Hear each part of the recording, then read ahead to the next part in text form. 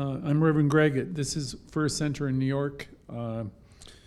This is our self-healing class. We use the book You Can Heal Your Life by Louise Hay. I'm sure you've all seen it. I have a copy of it here. Louise Hay's book is very important to me. It got me on a path when it first came out, and I think it was 1987. And I wound up a year or so later facilitating a group in Florida that I have continued to facilitate throughout the years every week. And since I've been in New York here, we continue doing the work. And the work of Louise Hay stemmed from the work of Ernest Holmes. Ernest Holmes was the founder of a group called Religious Science, and that's now spread into different other groups, but most of Louise's information came from Ernest Holmes and a few other authors. And so I'm privileged to continue facilitating the same groups that I've been using to help people for many, many, many years.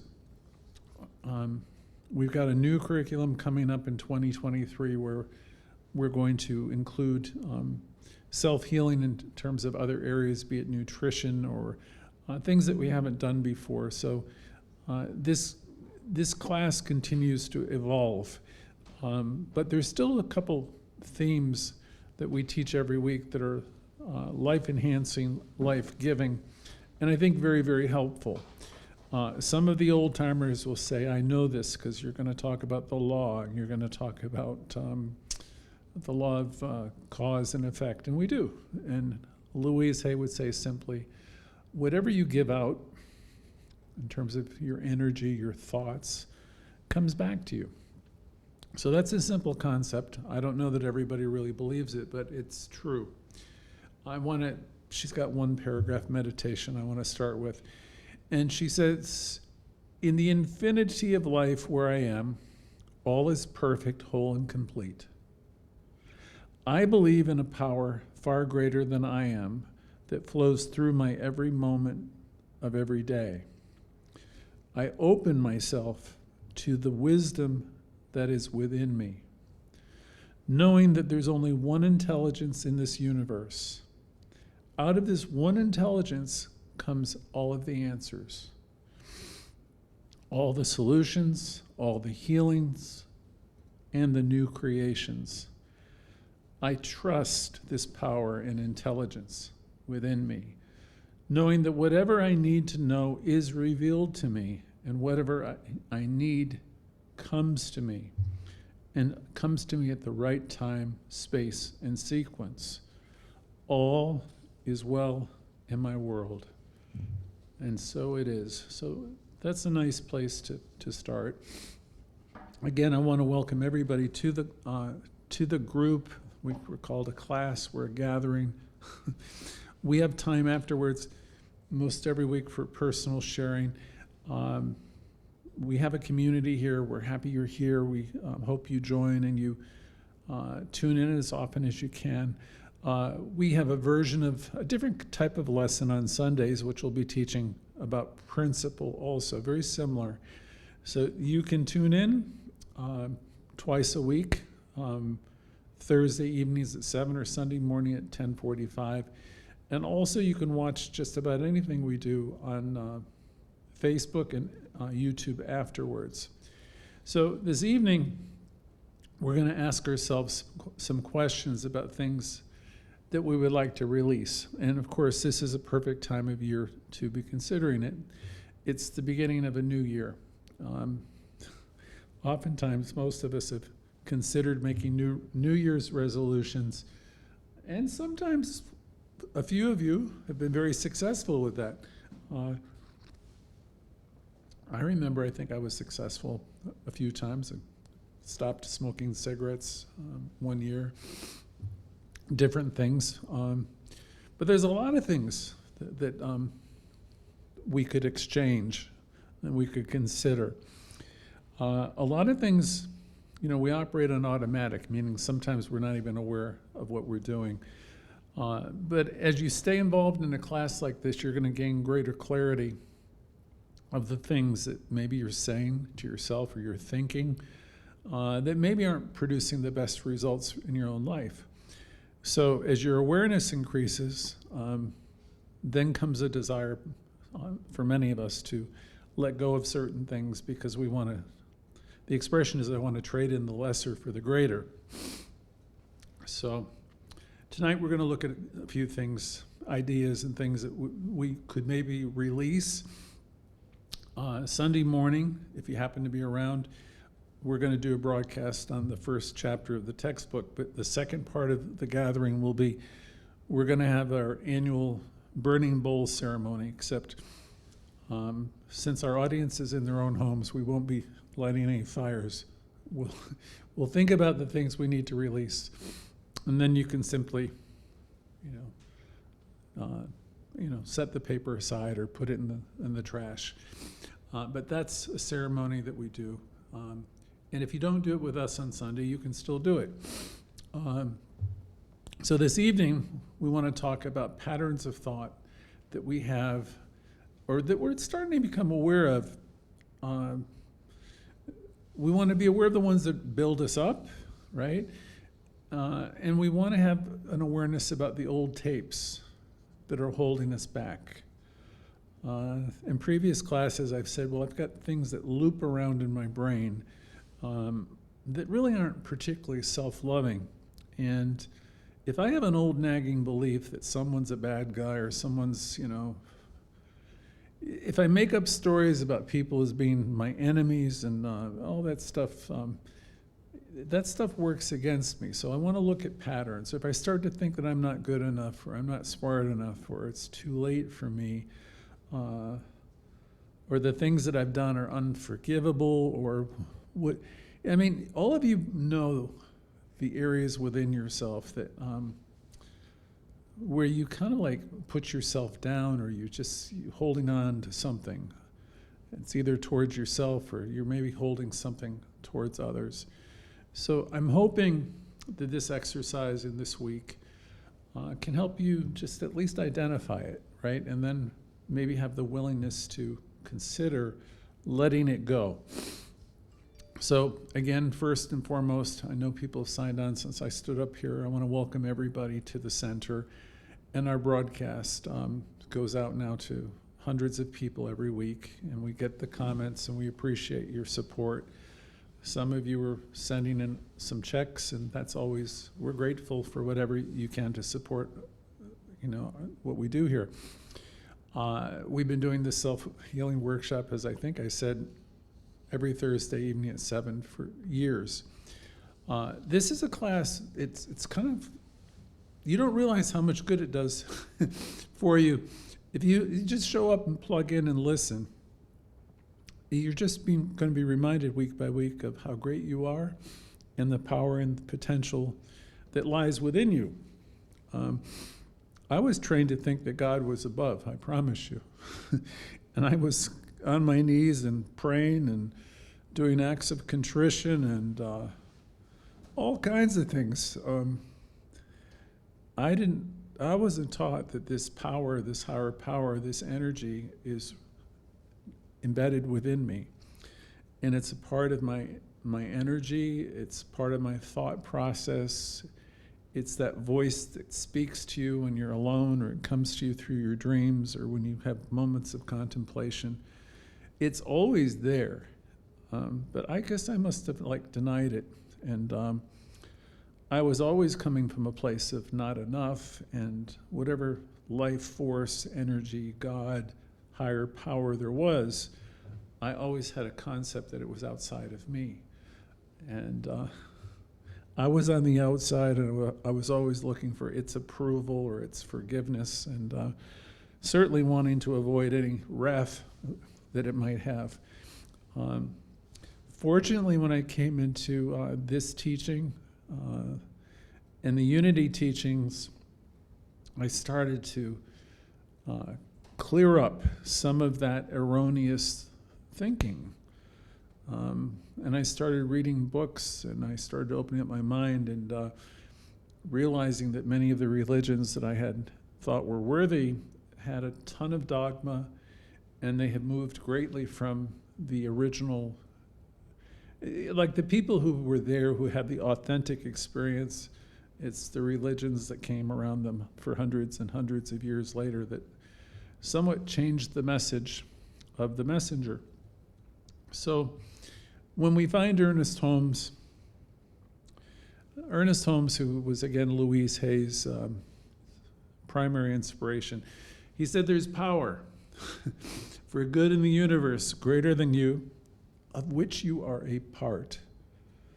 So it's there, it's in everything, right? It's got to be greater than me, right, and you, but we're a part of it.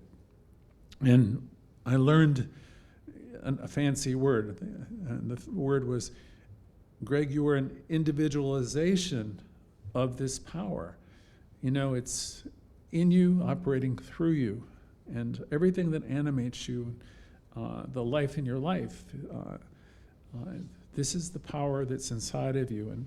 And I can learn to listen, and I can learn to trust my intuitive knowing, because if I piggyback over to Ralph Waldo Emerson, he would suggest that this power is actually wanting to get your attention, you know, and when he said the dice of God are always loaded, I heard it the wrong way when I first heard it. It was many years ago. It's meaning all of life is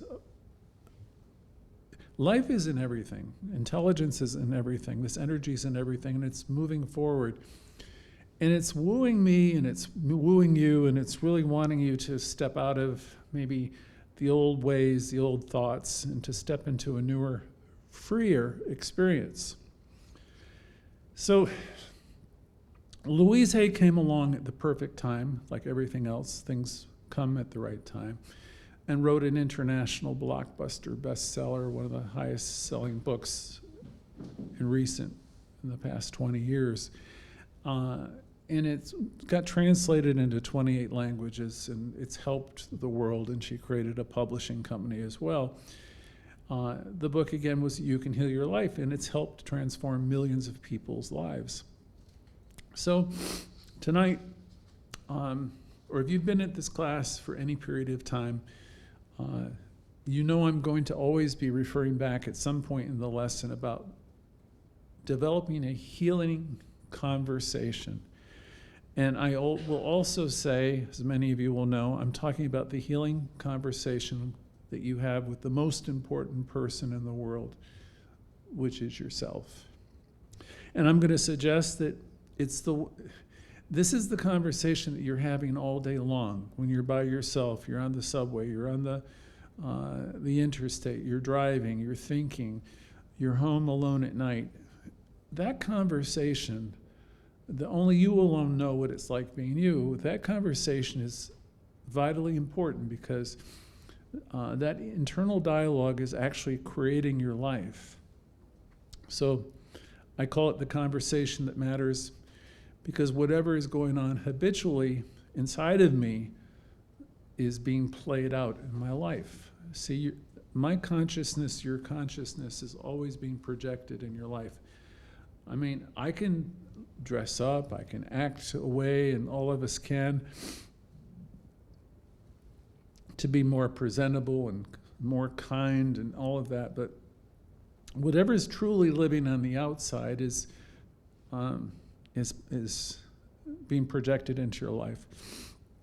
So I know the people on the call, for the most part, because I know I've been observing and I listen, are wanting to create a better life. You're wanting to have a more positive experience. You're wanting to heal something.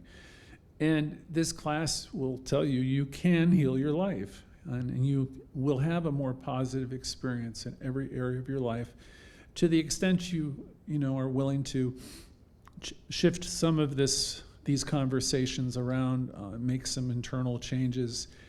And again, that conversation you're having. So if you're willing to do some of this work, this spiritual work, it's not a physical thing. You'll start to see changes. You can have better health. You can have better of everything. Any area of concern can be improved if you're willing to make a little bit of effort in seeing yourself in a new way. I've observed if you stay with this teaching for even a short period of time, you'll start to see and experience the benefits of just the participation. I used to love listening to Louise Hay before I went to sleep at night. You can buy a couple of her audios on Apple, iTunes, and also Google Play. I used to love, and I played for hundreds of clients, patients, because I've worked in medical communities and things. What I believe is one of the ones that I seem to help so many people, and it's sometimes paired with deep relaxation of what I believe. Back when the AIDS pandemic was everywhere, everybody was saying they were sleeping with Louise, and what they meant is they were letting her audio, listening to it, because she's got a very soothing voice, and it's a series of affirmations which can pull you out of these negative states of thought.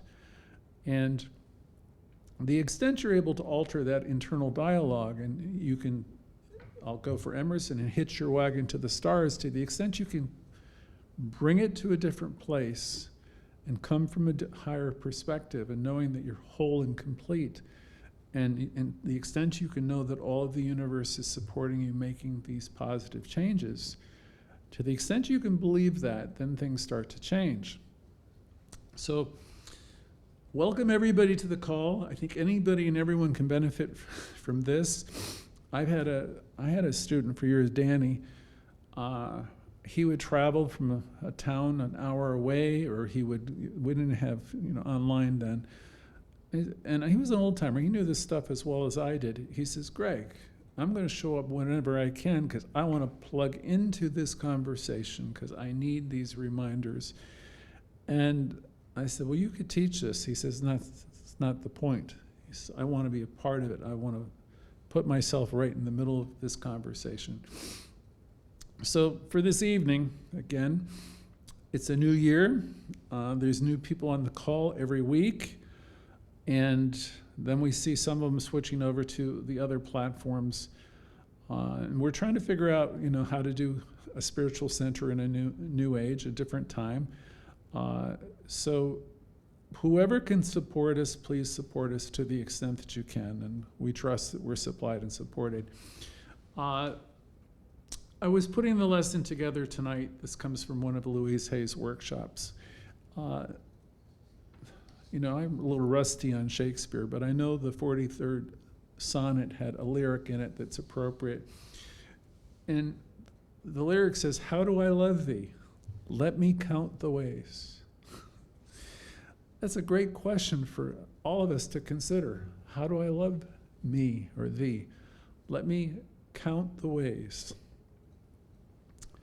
How much do I love and honor myself? How much do I love my body and my mind? How do I take care of my thoughts and my thinking? What do I do to promote keeping it positive? What do I do to lift myself out of the gutter when I find myself in the gutter? So it's a question for us to ask ourselves, right? How do I love me? Let me count the ways. Let me think about that. See, you can train your mind to go positive, right? Remember Michelle Obama's, when they go low, we go high. You can train yourself. It takes some work because many people are really conditioned to see what's wrong and what's missing. And you can turn on the nightly news, and I promise you, they just don't put good news on the news stations every night. It isn't what they do. Occasionally, you'll see some little video clip of somebody's dog doing something funny. They'll do that. But most of it is traumatizing. So it's up to you where you put your time and attention. I'm a broken record. My best teacher years ago said, you have the ability in this time and age, to commune with some of the greatest minds that have ever lived. And you really do. And in those days, it meant cracking a book open. But today, you can do it on YouTube. You can do it on TED Talks. You can do it in so many places. And I forgot what I heard last week, how many hours a week people spend on social media, but it is staggering. And the thing, it's really unbelievable. And if you could just take maybe like a quarter of that time and put it on some type of reading or listing, about something that's truly life-giving, that could do like a reset on your life and your thinking. So maybe that's something to consider for the new year as you're finding new ways to love yourself and to grow. And so be kind to your mind, love your body, love your mind, honor yourself. So part and parcel of this is shifting your consciousness towards counting whatever you want to say, your blessings or the things that you have. Okay, you might say, well, I'm no longer 25. My health is not what it was. I said, okay, true for me. But I have health, so I can celebrate the health that I do have. Now, I could talk about the things that have happened to my body, and then that's a complaint. But I could talk about the fact that there's a divine healing pattern operating in me and through me. And it's restoring, and it's restorative, and there's a perfect pattern operating in me. And I've been through some healing challenges, and the body is quite amazing in what it can actually heal. All it needs for me is, well, it doesn't really need a lot from me, but the healing process will go much faster if I can cooperate with it. If I can know that I'm supplied and supported. If I'm in a hospital or a doctor's office, I can say every hand that touches me is a healing hand. I can release the need to go into the story and just, I can cooperate with it more. Now, some of you on this call have been working with metaphysics and spirituality, new thought things for, like myself. I've become an older person, so I've been doing it for many, many years. So for some of you, you have a little more knowledge and spiritual understanding because you've learned a lot. And you've shared a lot of your love with other people. I want to say to everybody, if you do a little bit of this type of positive thinking, most likely you're going to be bringing an awareness of joy and satisfaction because you start to realize that everything you do, no matter how small or great, matters. I've told you, my friends, Pat and Amy, she makes a point of looking eyeball to eyeball and thanking people. She does it with every day of her life. And that thing's transformed her lives and probably transformed other people's. So a little bit of kindness being expressed and things like that can make a huge difference. Anything you have always done, wherever you've been a lifter, has mattered. Everything that you've done in your own life has mattered, and there's been meaning, and it's meant something to others. And furthermore, whatever you've been through was there to bring you to where you are now. So every challenge, every health challenge, every relationship challenge, every job, everything that was difficult or seemed difficult at the time, really was there. It was there for you. You begin to develop the consciousness that where you know that you're in the right place at the right time. That's one of the things we teach you here. Perfect place, perfect time, and all of the time. So you can't really be in any other place than where you're supposed to be. The thing you can do, though, is have a healing consciousness about it and realize, okay, there must be something coming up right now in this situation for me. And if you have a healthy mentality, you're going to ask yourself, okay, what's the good in this? What's the good in this for me? We've talked a lot about this year. We've invoked a phrase from an old commercial. I think it was from Coca-Cola, which is the pause that refreshes. It was a huge slogan, I think, for Coca-Cola. So we're learning here to take the pause. Because Anybody and everybody, you go out this door in the city or anywhere, you will react to anything and everything. But what we're learning here, those of us who are trying to practice this, we want to learn more to act rather than react. So we want to commune with life, and we want to understand that people are doing the best that they can, even when they're acting out like, crazy people. They're doing the best they can with the information, the understanding, and the awareness they have.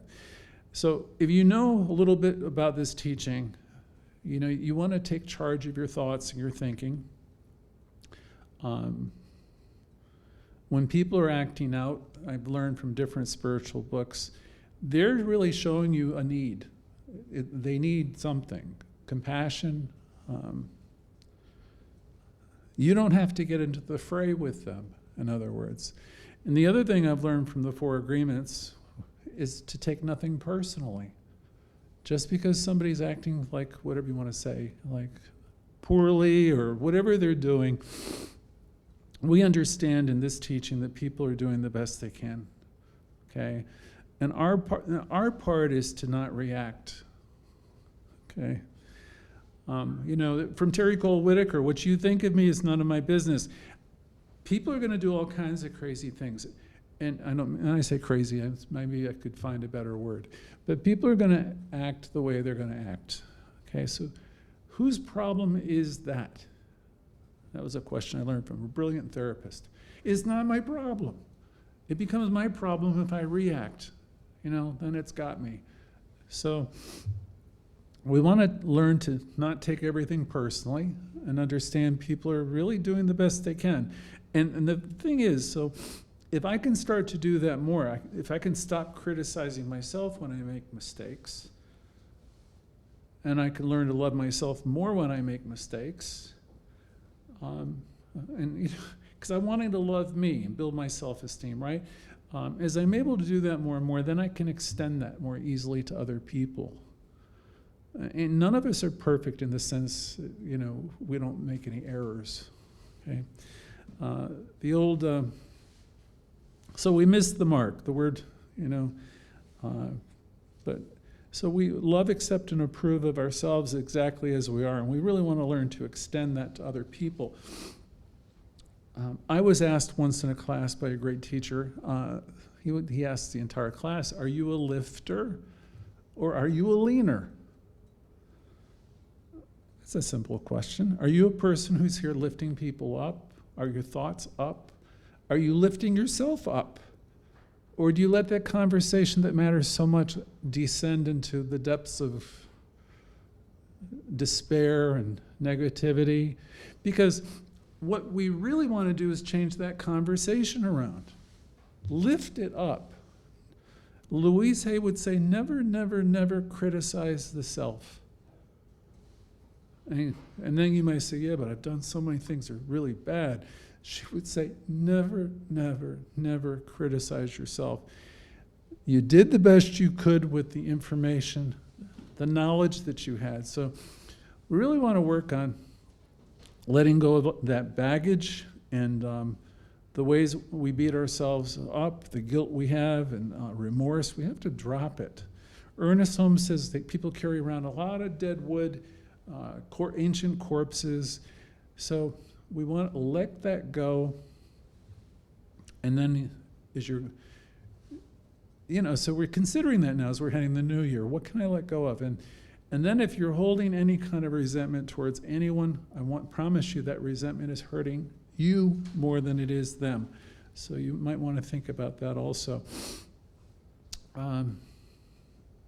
So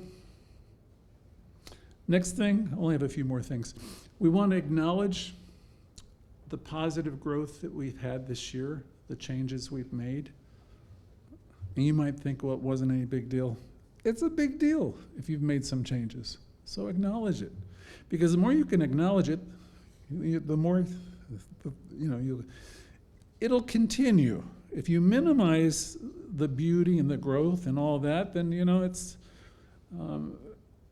it's a big deal when you start to get a few of these things corrected. You'll feel more free, lighter. The next and similar question is to think about and consider, how much love am I willing to experience? How much love am I willing to experience? I bring this up because I remember one of Louise Hay's guided meditations. I'm sure some of you have heard it. She suggested that we imagine ourselves on a beach. We're facing the vast, great ocean, which she called the ocean and life in front of us.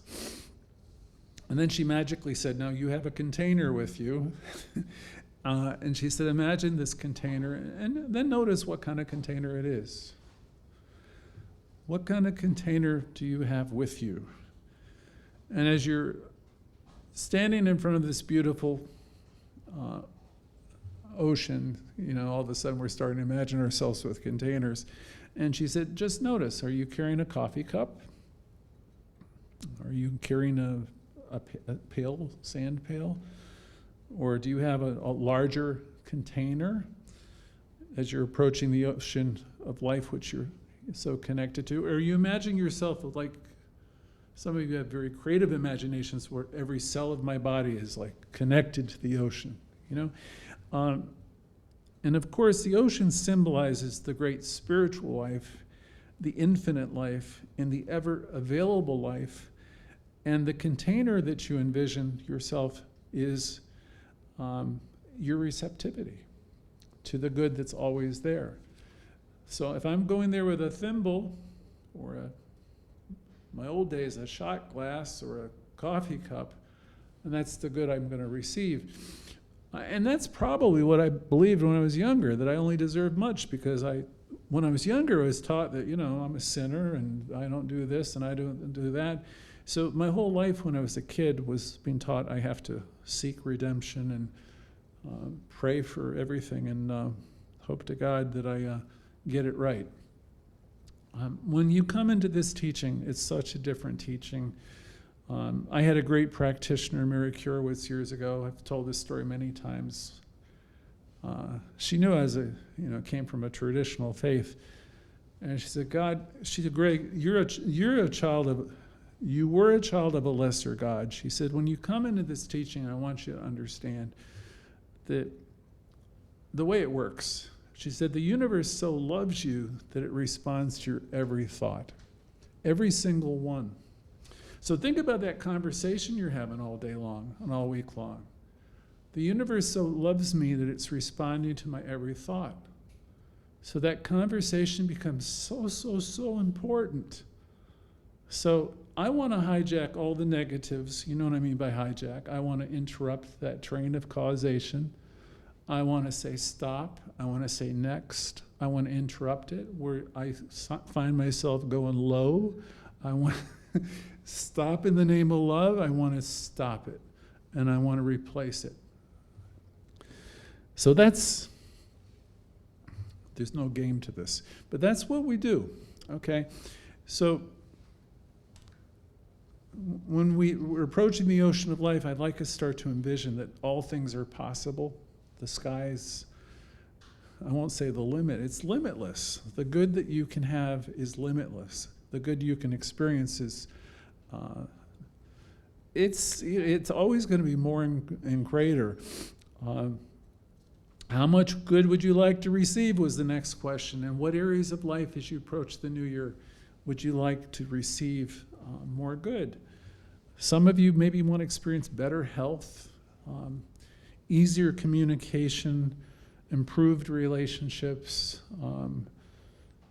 And the thing is, you have power at your disposal that's limitless, so you can experience improvement in any and all areas of your life.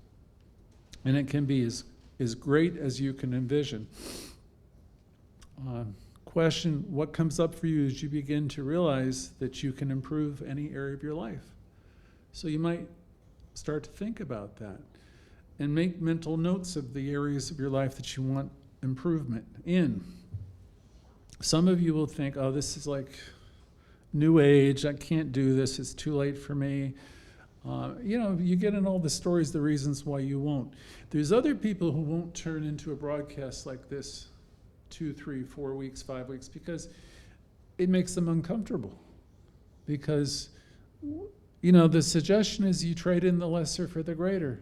The suggestion is you take a look at some of this stuff and the willingness to, think a greater thought. I had an attorney friend once who very wisely always said, the final chapter has not yet been written. So, it doesn't have to keep on going on like it's been going on, right? I had another minister friend who would say, same song, different verse, a little bit louder, a little bit worse. And what that really means is nothing changes if nothing changes. You can heal your life, you can heal your life, you can improve your life. The universe is giving you green lights. So but you got to dream bigger. So as you approach the ocean of life, why can't you think of yourself as an individualization of God itself? And the heir to the kingdom, I could say it in 1,000 different ways, deserving of all good things. Ernest Holmes said you have a bank account downtown with your name on it, and it's got limitless funds, and you can learn to draw from. But if you're approaching that ocean of life with a thimble or a tiny, what's it going to give you? Because you don't have any receptivity for receiving. So we're wanting to challenge you to realize that you deserve more, that you are a point of power within the mind of this divine energy. And it's here and it responds to you endlessly because it has to. It's what it does. That's next week's talk on Sunday. So as I wind this down, I want you to consider what areas of your life you think you can make an improvement in, what ways of being, what mental pattern do you think it might be helpful for you to adjust or change. Some of you won't believe you can change your life, but you can. And you will if you just tune in. It'll start to happen. You won't even know it's happening because you'll start to engage in some of these ideas that will be building you up. Let yourself think about how you appreciate yourself, love yourself. Think about the things you want. Let yourself dream and think. Maybe create a visualization. Journaling is something I always did. Write it down. So this is pretty much what I'm going to ask you as I turn the call over to you, is what would you like to consider releasing? What pattern as you head into the new year? What comes up as an idea that something that doesn't work so well for you anymore? And you might note what's holding you back, what thoughts or beliefs belong to the old you. If there's any way you're being unloving to yourself, make a note of it. Ask yourself, am I ready to let go of it? And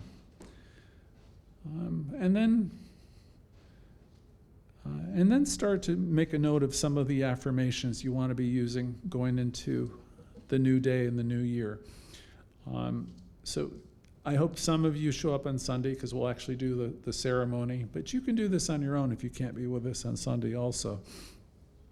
Your thought has power, and you have power